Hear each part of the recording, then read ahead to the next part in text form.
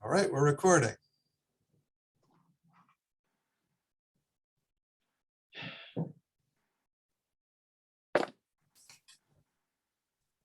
You shut off the kitchen lights. Why don't I look like I'm wearing a halo? All right, folks. So we had last time, not last week, but last time, which was 2 weeks ago, we did a little review of the Hafta. So let's take a look at that. You can find that on pages 90 and 91 of Aleph Isn't Enough.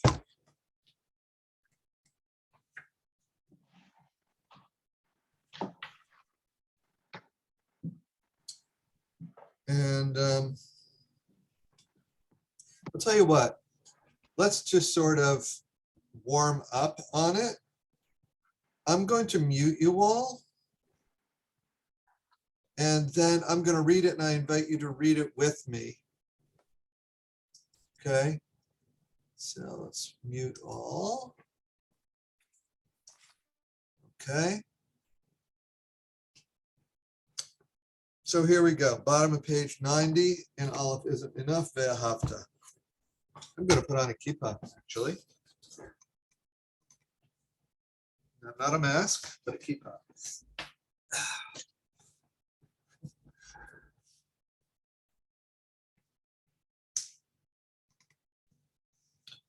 All right, here we go. Ve'ahavta 8 Adonai Elohecha b'chol levavcha uv'chol nafshecha uv'chol me'odecha v'hayu hadvarim ha'ele asher anochi mitzavcha hayom al levavecha vishinantam levanecha v'dibarta bam b'shivtecha b'veitecha uvlechtecha v'derech uvshochbecha uvkumecha ukshartam leot al yadecha v'hayu letotafot bein einecha uchtavtam al mezuzot beitecha uvish arecha. Okay. So feel free to unmute yourselves. Let's talk for a sec.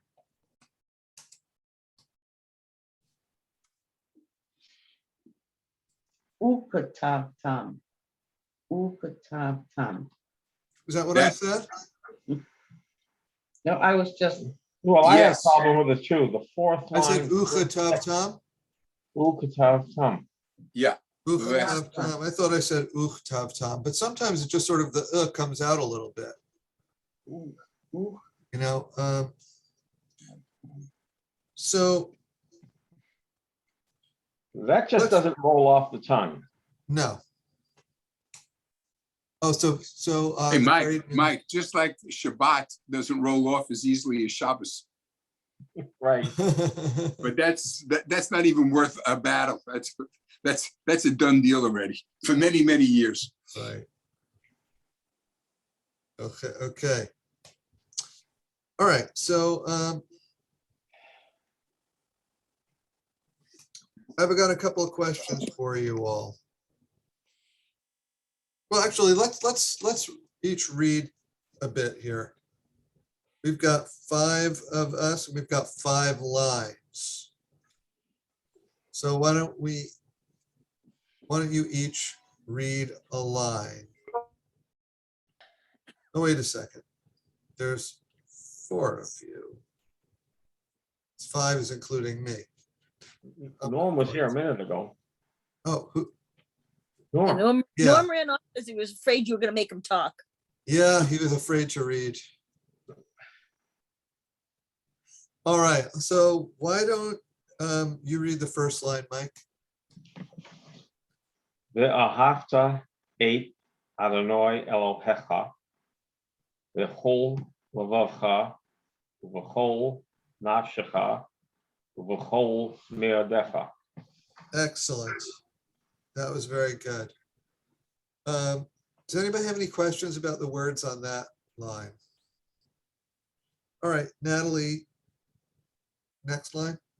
והיו הדברים האלה אשר אנוכי מצווך היום על לבביך. Beautiful. Any questions, anyone? All right, Hannah, next line. Hold on a second. Vishinantam. Vishinantam.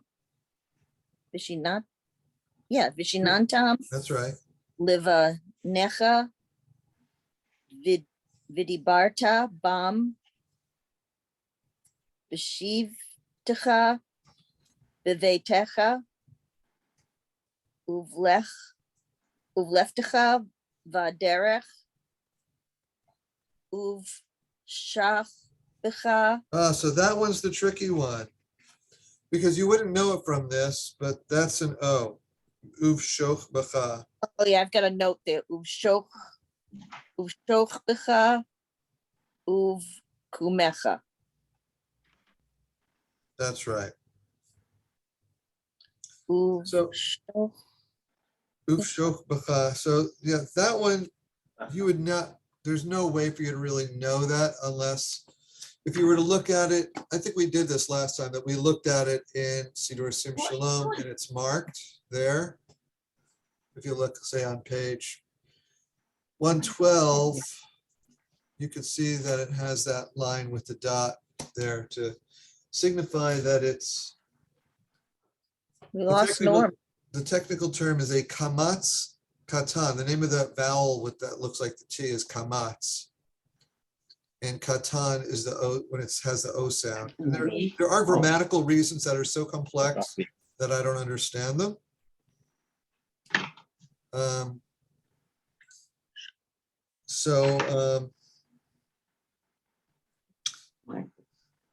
Norm has disappeared. Oh, he's in the waiting room.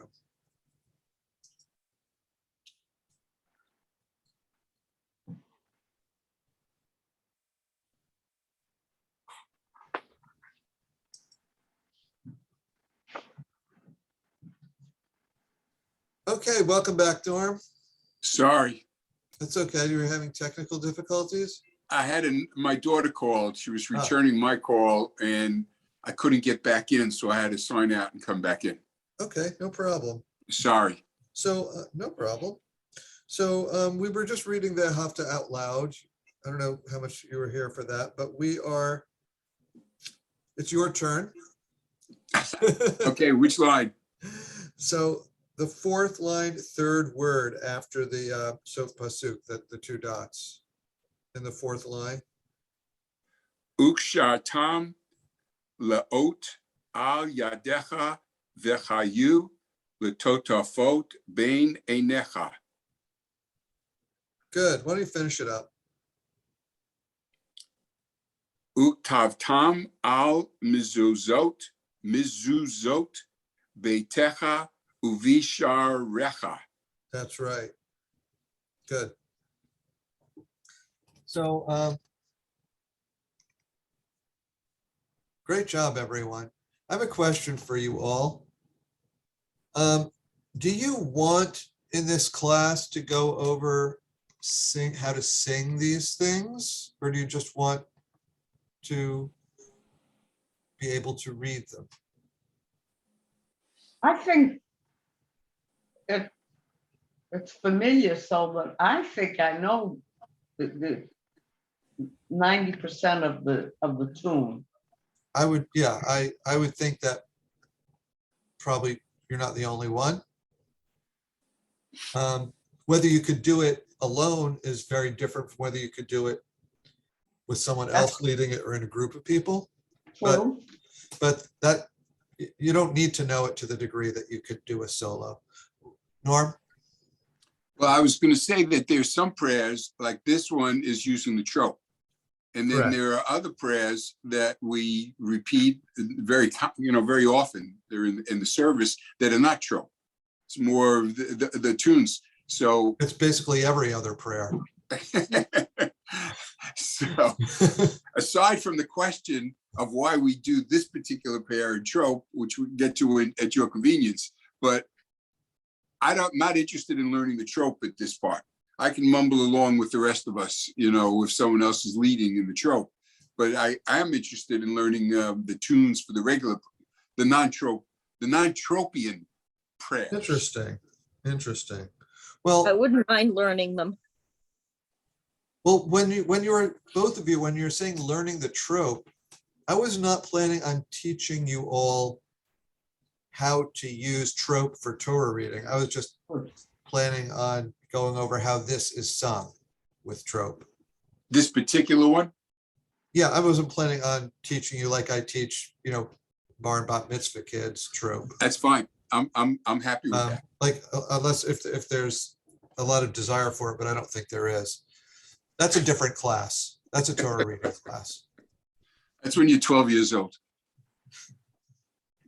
Or 82, Uh-huh. right? I I'm almost go there. over the tune at You get a least once. second. You can get a second one. You know what I might find interesting?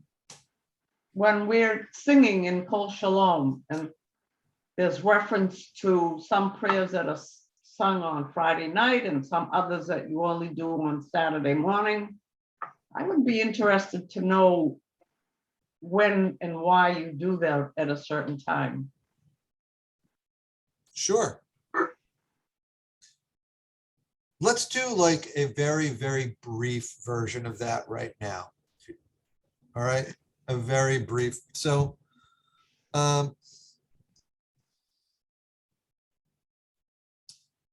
like there are a bunch of different ways to approach the question, and the way that you asked it, I'm sort of hearing sort of like, so why do we sing Ahavat Olam on Friday night and not on Saturday morning? Mhm.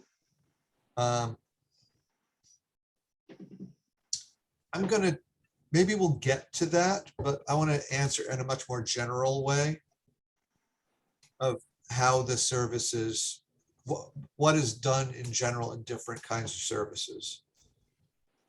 And then that will lead us to why certain prayers fit in different ones. And partly because, like, I know the answer in general, but in particular about like the example I just gave, Ahavat Olam. There's always a prayer about God's love for us right before the Shema. And there are two different ones. Ahavat Olam, which means never-ending love, is the evening one. And it's not just Shabbat, it's every evening, because you're supposed to say Shema, like it says here. If you look at Ve'ahavta, it says, the line that says, it's that the first two words of the fourth line, Uvshoch B'cha Uvkumecha. That means, and when you lie down and when you rise up.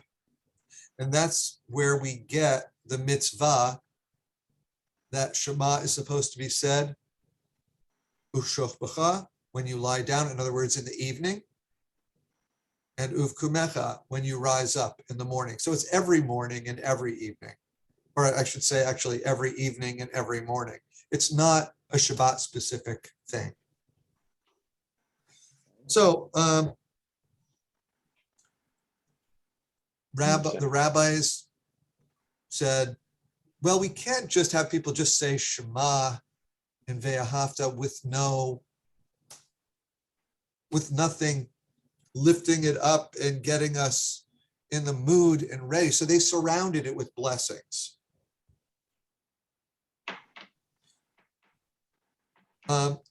Do you all have Siddur Sim Shalom? Let's look at them. So let's look at the evening. Let's look at the Shabbat evening. Turn to page 28.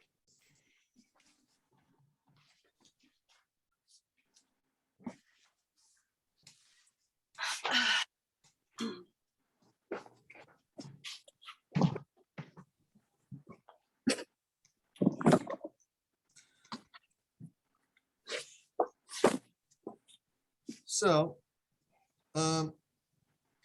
see how on the top of page 28 on the English side, it says Kriyat Shema and its brachot. So that's a section of the service. It's the section of every evening service, Shabbat or not. It's a little bit different if it's Shabbat or not. The Shema part isn't, but the stuff that surrounds it is. So Kriyat means reading of. It doesn't mean silent reading. It means like out loud reading of the Shema and its blessings, brachot or blessings. So you always have the same or similar structure to this part of the service. It starts out with Baruch Hu, because everything before this part of the service doesn't require a minyan. This is the part of the service that to do it out loud and to do it fully, you need to have that quorum of 10 Jewish adults. And it's like the formal beginning of the service. The other stuff is sort of warm-up stuff, which we'll talk about. So let's talk like in general, like the structure of the service is there's a bunch of warm-up stuff, then Shema and its blessings. And then like the blessing, this big paragraph on page 28, if we look at that, you see it ends with a blessing at the end. In English, praised are you, Adonai, for each evening's dusk. So that's a blessing because you know the whole thing is a blessing because it ends with a shorter blessing. So the paragraph actually begins with Baruch atah Adonai, the blessing formula, Eloheinu melech haolam, and it ends with a short. The ending blessing is called a seal. In Hebrew, it's known as the Chatimah. And that sort of sums it up. So the first blessing in the Shema and its blessings is always, it's about sort of the time of day. In the morning, you have something different. In the evening, this is about, it's the time of day that we're in, evening. Right? So you might not remember, sometimes we don't. Bye, Meryl. Have a good weekend. Shabbat Shalom. So I don't know if you've ever heard the song, roll into dark, roll into light, night becomes day, day turns to night. So that is from this, and then there's English that's from this. It's in it starts at the in the middle of the fourth line. See, there's a period in the fourth line after the word kirtzono. Then we got borei yom v'layla, which means you create day and night. Golel or mipnei choshech, which means light rolls before dark. V'choshech mipnei, or and dark before light. So that's basically telling you that it's a cycle. So that's what that's how the songwriter came up with that roll into dark. He basically just got it from the Hebrew. So summarize, first blessing is about the time of day we're in. Now turn the page, 29. We're at Ahavat Olam now, which this we always do this at services. So let's look at the Chatima for this. So the last sentence of the English at the top of the page, praised are you, Adonai, who loves the people Israel. So this paragraph, the second blessing, is always about God's love for the people Israel. And these are the two things that always precede Shema.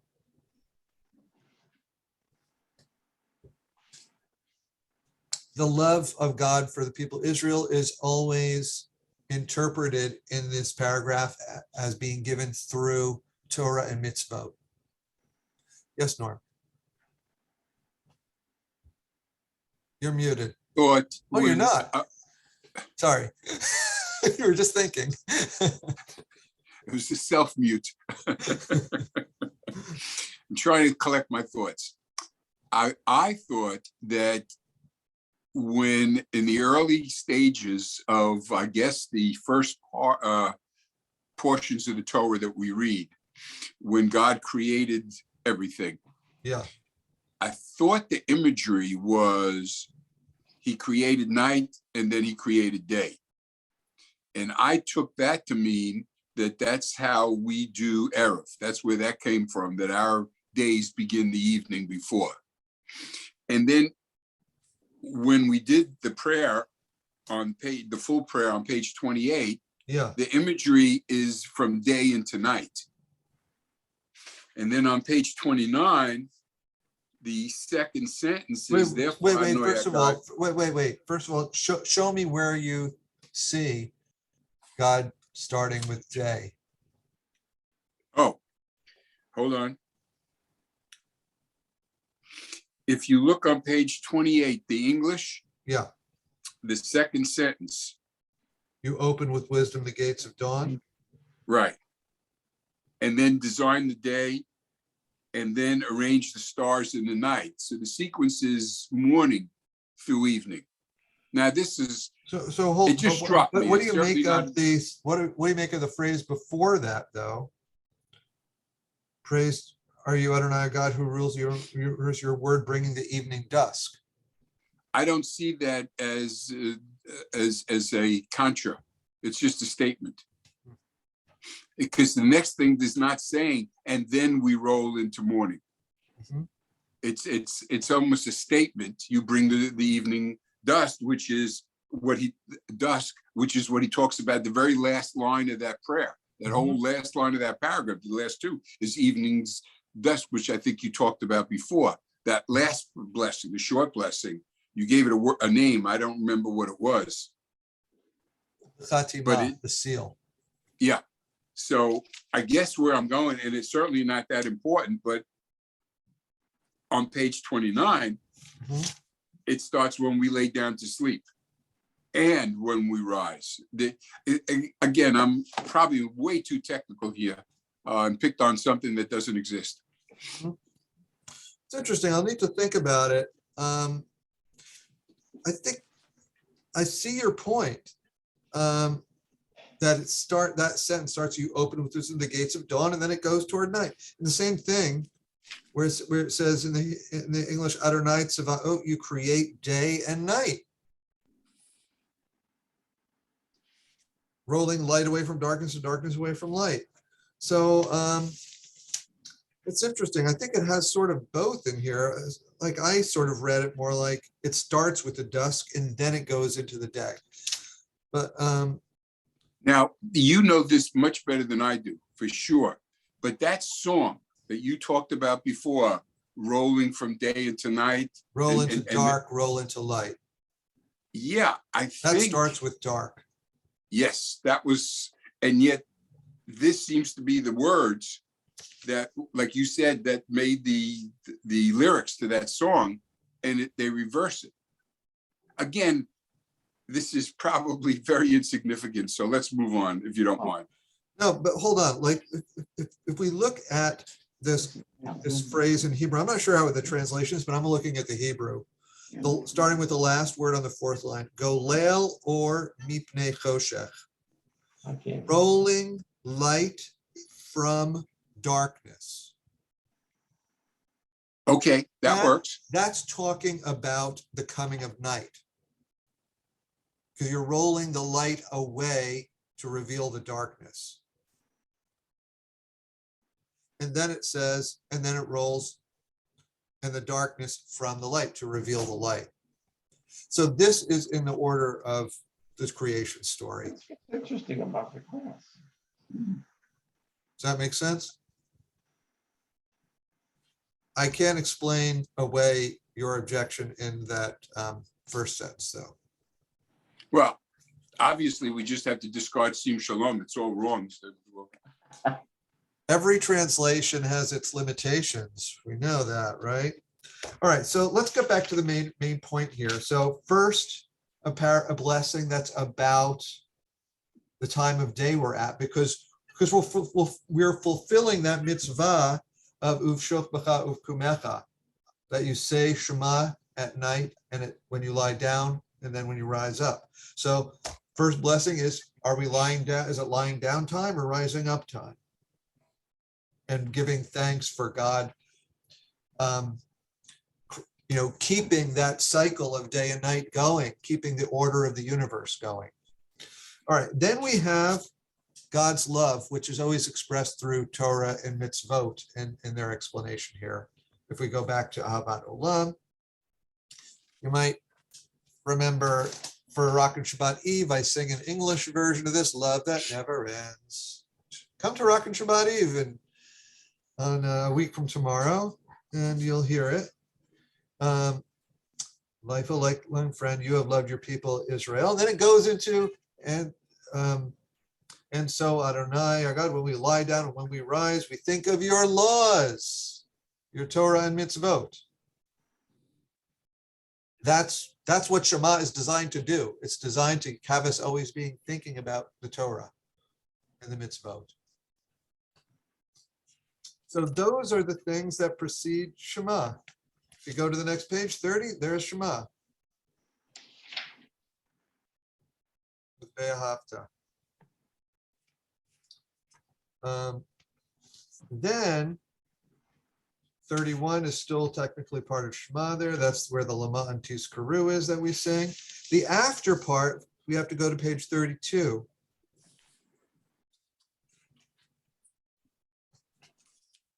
So after that, we have a long bracha, which is about God as our Redeemer, which is an unfortunate word. It's like such a central concept, which I don't think people really relate to nowadays.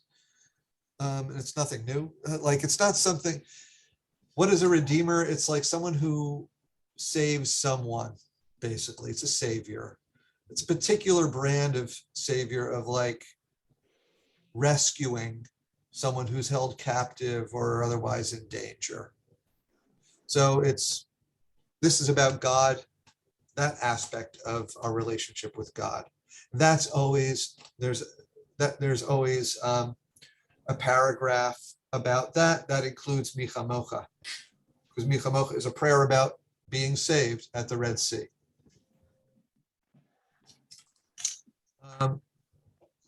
On Shabbat, we have some extra stuff. We have Hashkivenu and Vishamru. During the week, we don't have that. So that is the structure of Shema and its blessings. Any thoughts, questions about that?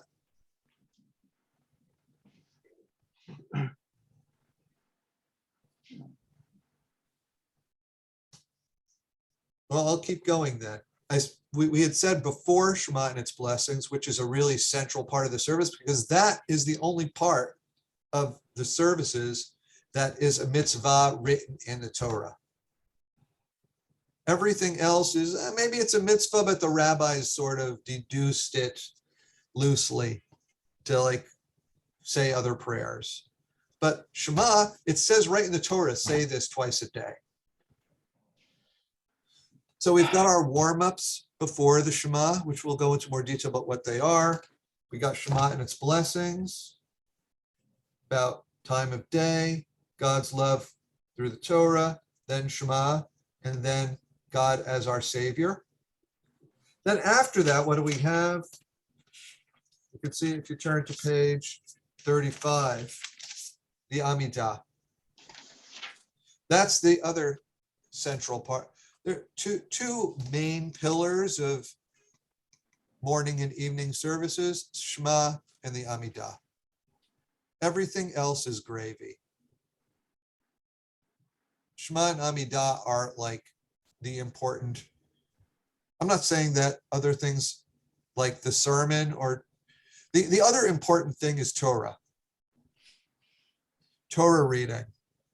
And in lieu of Torah reading on Friday night, we have a sermon. So there is no, if you look in the Siddur after the Amidah, there isn't any text for a sermon because the rabbi is going to give the sermon. We don't read it. That's basically the end of the service. It's just some closing things, some things saying goodbye, things like Aleinu and Kaddish and Adon Olam. Those are all. Let me backtrack a little bit. So for a morning service, there are 3 pillars: Shema, Amidah, and Torah. When you have Torah reading, like there's Torah reading in morning services on Shabbat and on Monday and on Thursday, traditionally.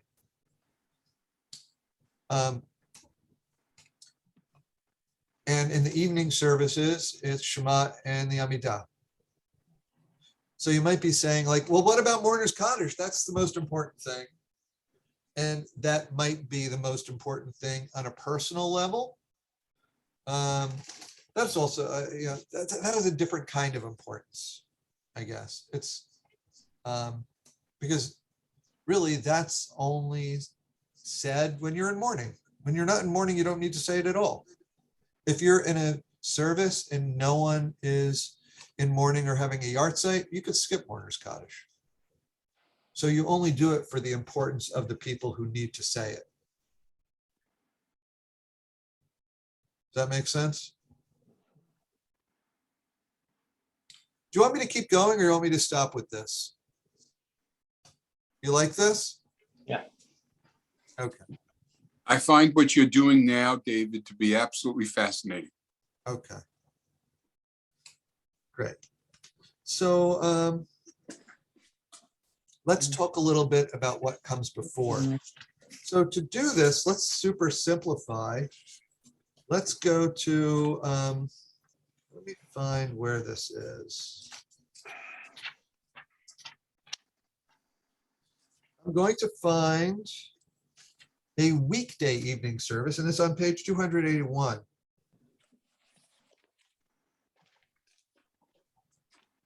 So a weekday evening service is the most, it's the most basic unadorned form. So you can see here, we've got a little introduction here, a little warm up that's just like 2 lines long. Then we got Baruch Hu, we got the same paragraph about the coming of night as we had in Shabbat. We have the same Ahavat Olam.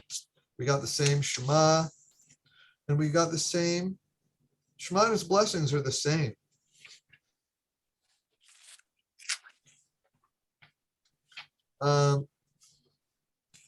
We've got Hashkivenu, that's a later insertion that sort of stands on its own. And the Amidah comes after it the same way. We look on page 286, or A or B. What's on the first page of the Amidah is the same, whether it's Shabbat or a weekday, but the innards are different. And it's actually unfortunate for us, I think, that in our communities, like every community, we're not unique by any means, but we don't pay much attention to the inside of the Amidah. It's like this time that, I don't know, let me ask you, when you're at services and we get to the Amidah and we do the first page together, and then we have private time, and then I sing a song for us to close it up. That's at the end of, that's the closure of it. What are you doing and what do you think people are doing with that time?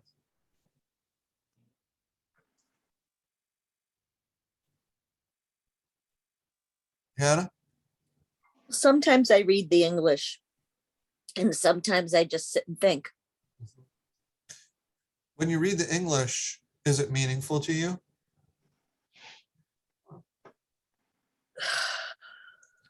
It's not a trick question. It is, because I'm trying to remember the English. It must not be as meaningful as it should be, because I can't remember what it says. But I'm looking at the one for the weekday, and I know that this one is saying all about giving life to the dead, supporting the healing, and I know that's not in the weekend one.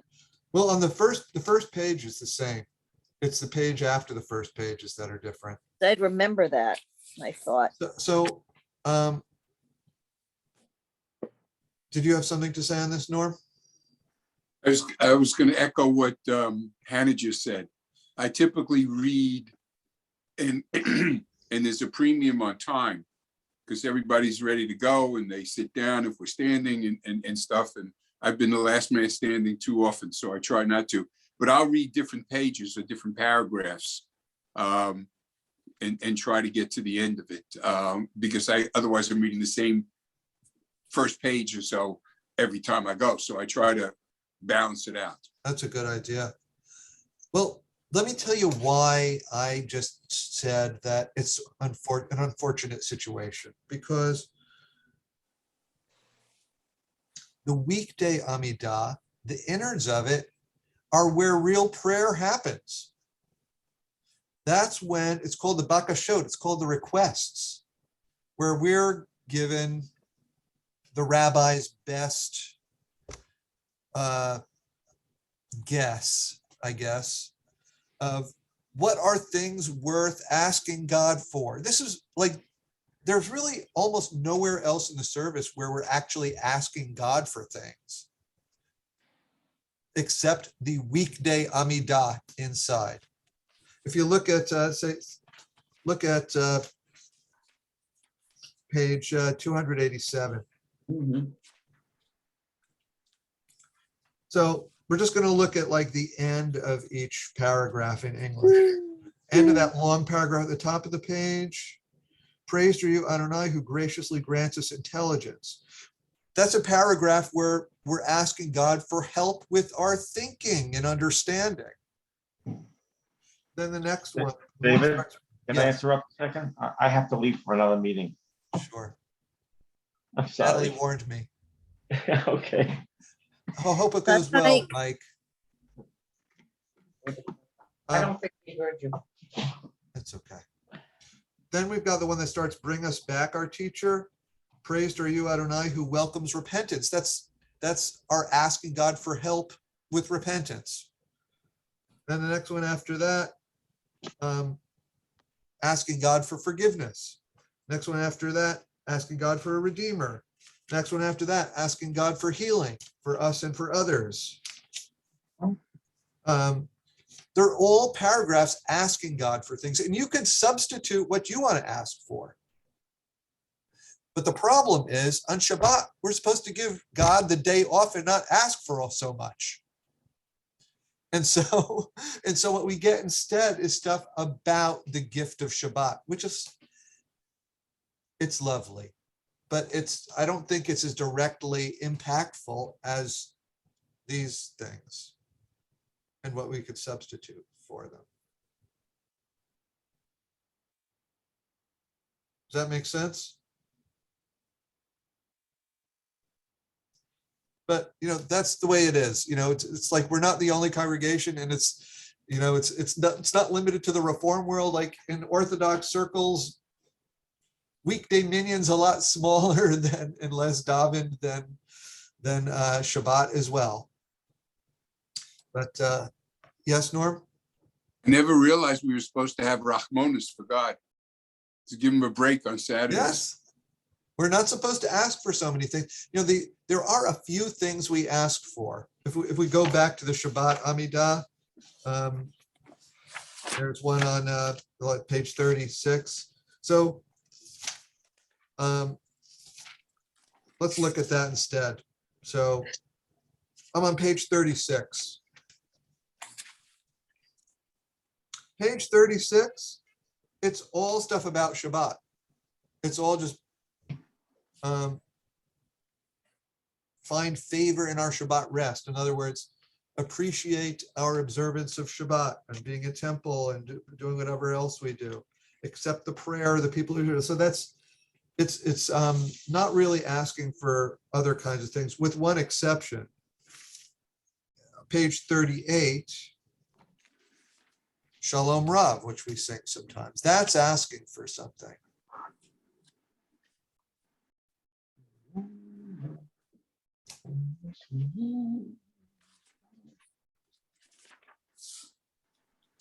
What are we asking for in Shalom Rav? Peace. Peace. And so the rabbis had decided that peace is so important that we'll ask for it even on Shabbat.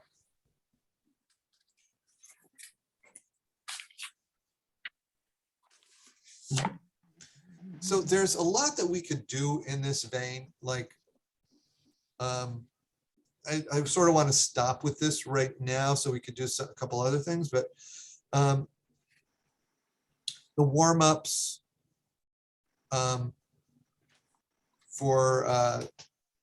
we saw that during the week, there's hardly any. There's just like 2.5 lines or 3 lines. Whereas on Shabbat, we know there's a lot more. There's all, we Shalom Aleichem, and we sing some Psalms and some other things. Because Shabbat, there's more time. You know, no one's like rushing to work or anything like that, theoretically. And then in the morning, there's a similar structure. There's a Torah service on Shabbat and on some of the weekdays. And the warm-ups are longer in the morning, actually. There's more warm-ups. And so there's a lot we could talk about in the detail in each of these sections as well. So let's do that, but not all in one day, because it's just too much to take in, and I want to get it mostly right also myself. So why don't we review Avot while we're talking about the Amidah here. You could either go to page 35b in the Siddur, or in Aleph isn't enough. It's on page, where is it again? I just had it. I forgot to write down the page. There it is, page 80.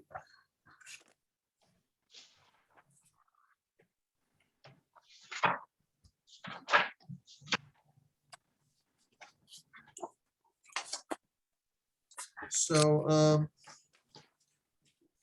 why don't we do this? I'm going to read it and mute you all, and you can read along, and then I'm going to put you into, well, there's not much point for breakout groups, is there? No. Like, unless I'm in one.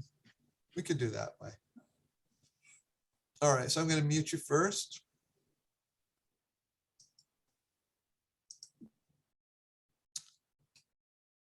Baruch atah Adonai Eloheinu ve'Elohei Avotenu ve'imot. Oh, it's different from our Siddur. Do you all have the regular Siddur? Let's do it in here, not page 80.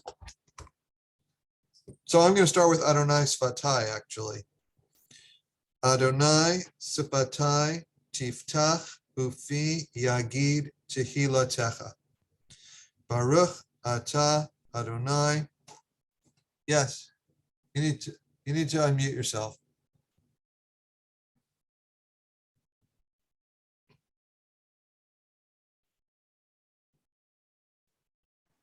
Where are we on page 35B?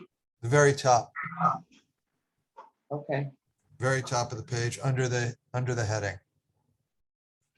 Starting with the very little line of Hebrew. okay. Okay.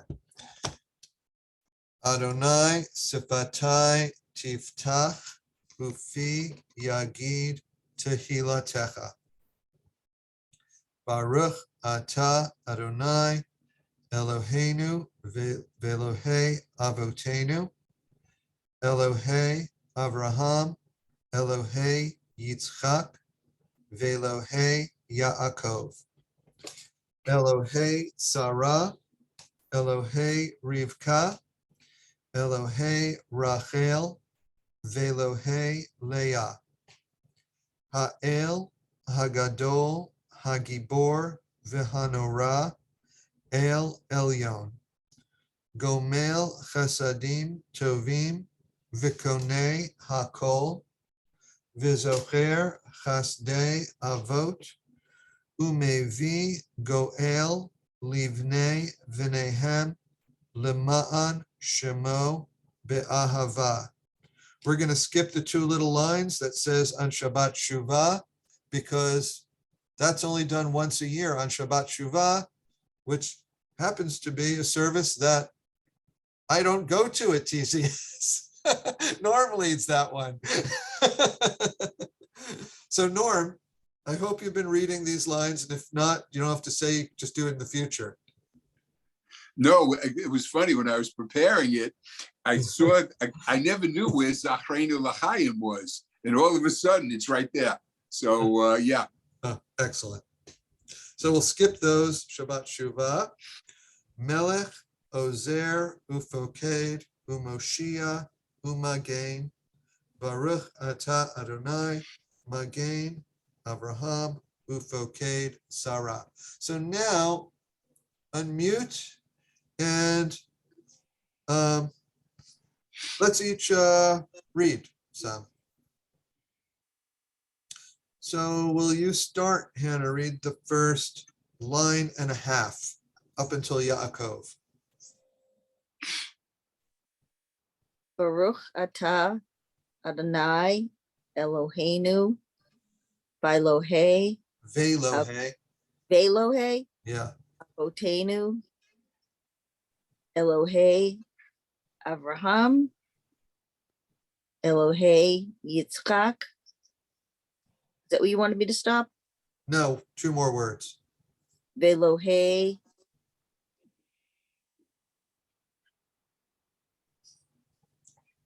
okay, I can't see it. Yaakov. Good job. All right, good. So Natalie, from there up until the middle of the next line, the comma. Elohei Sarah, Elohei Rivka, Elohei Rachel, Elohei Leah. Excellent. Good. So Norm,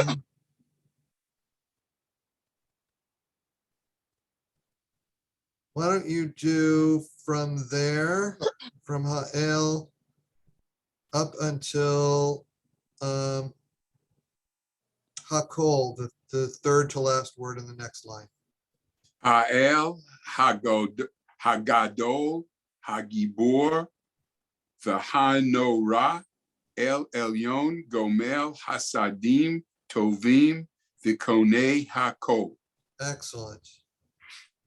Good. Hannah, finish up the paragraph. Vizocher Chasdei Avot Umevi Goel Livnei V'nechem Lema'an Shemo Be'ahava. Excellent. So Natalie, the line that starts Melech. Melech, Ozer, Ufoked, Umoshia, Umagen. Excellent. Next line, Norm. Baruch atah Adonai Magen Avraham Ufked Sarah. Wait. Second to last word, try it again. There's a vowel that you missed for the Fe. Ufoked. That's right. Good. The rabbi made a big deal about that word, Ufoked, in the Torah study a couple of weeks ago.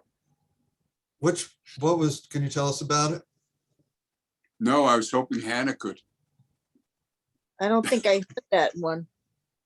It had to do with sheltering and guarding. I don't remember the exact thing, but I know we went over it quite a bit. That might have been one of the days that I was distracted by external things happening. So I could tell you a few things about that word ufocate. It's controversial. If you look in, well, actually, if we look, back to page 80, and Aleph isn't enough.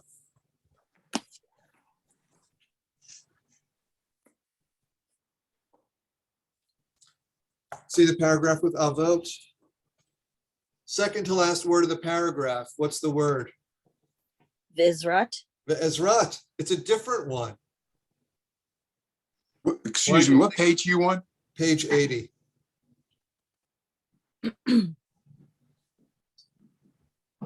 What's the matter? It changed to 330. I'm missing you, David. I don't know where on page 80 we're looking at. The paragraph, the Avot paragraph, do you have that? Not on page 80. Wait. I have practice Are writing you and in Aleph exercise. isn't enough? Oh, I'm in book 1. Ah, Now I'm in book 2. Excuse me. Sorry. it's okay. Welcome back, Mike.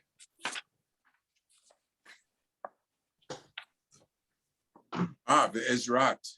Ve'ezrat. So That's the way we I might have learned. talked about this.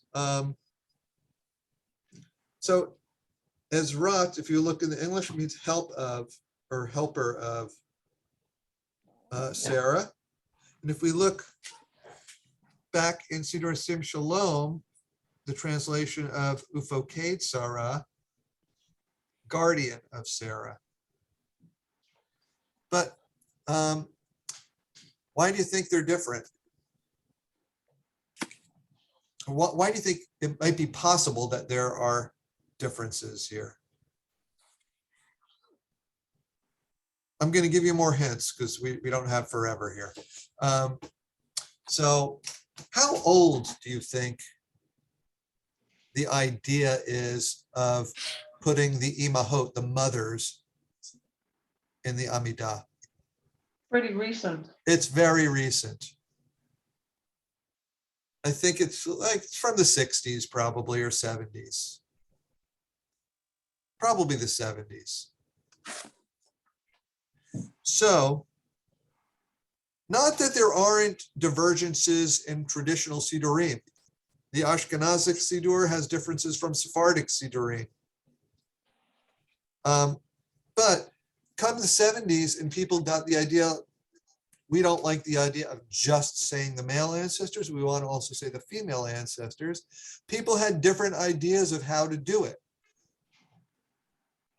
So what we have in Sim Shalom is what the conservative movement decided upon. What we have in Aleph isn't enough, what the reform movement decided upon. Yeah, that's There what I are other learned. options too. The Reconstructionist movement has something a little different, I think. I think they use Ezrat also. So here's the deal. Writing prayers,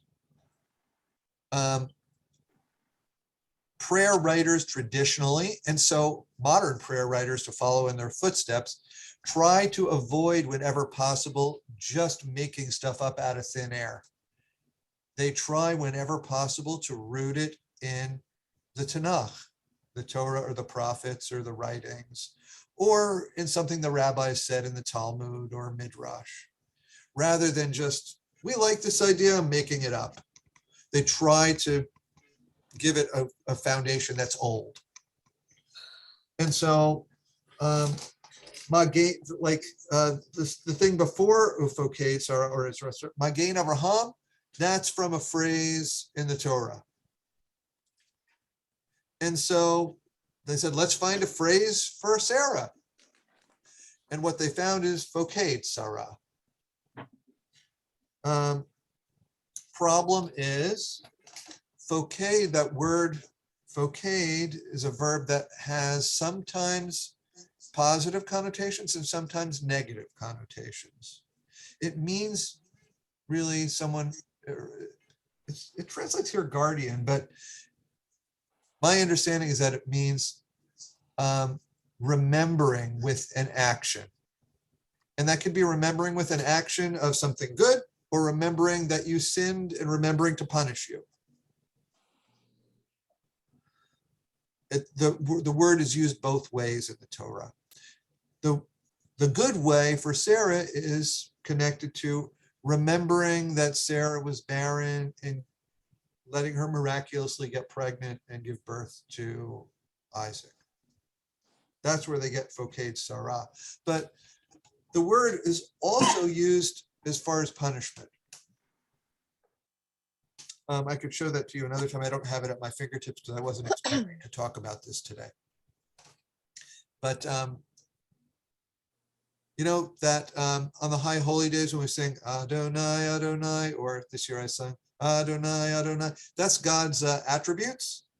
And it leaves off the negative or the harsh one.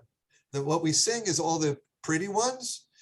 And we leave off, it says, Ufoked Avon, and punishes sin for a number of generations. Not as many generations as God remembers to reward.